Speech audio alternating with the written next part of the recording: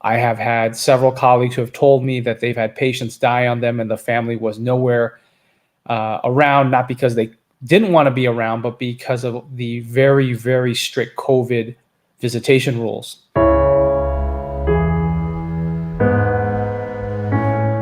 My name is Lionel Lee. My field of medicine is emergency medicine. I had a 71-year-old male who came to the ER, what later turned out to be complete septic shock. And what had happened was that he had gotten chemo the week before. The family, once they got chemo, their oncology appointment was delayed. So after he received chemo, he began to become weaker and weaker because, as most of you know, with chemo, your immune system is toast.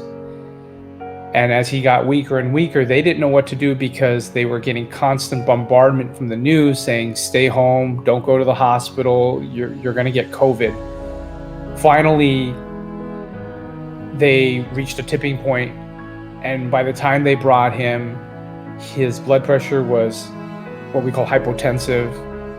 He was minimally responsive, and so I had to intubate him.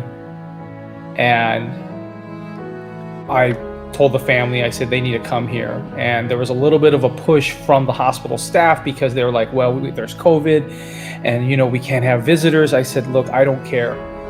We coded him for about 30 minutes and he passed away. My issue is that I don't think that's the way he deserved to go.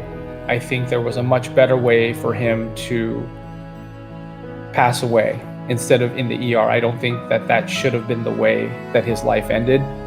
My only small thing that makes me sleep better is that the family was there to witness, because I have had several colleagues who have told me that they've had patients die on them and the family was nowhere around, not because they didn't want to be around, but because of the very, very strict COVID visitation rules.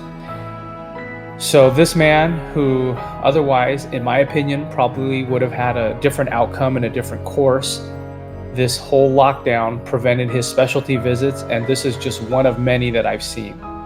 It is not up to the patient or the family to play God or doctor at home and to decide who and when they should come. I feel that at this moment right now, with our COVID numbers going down, people need to go back and seek medical care if and when they can.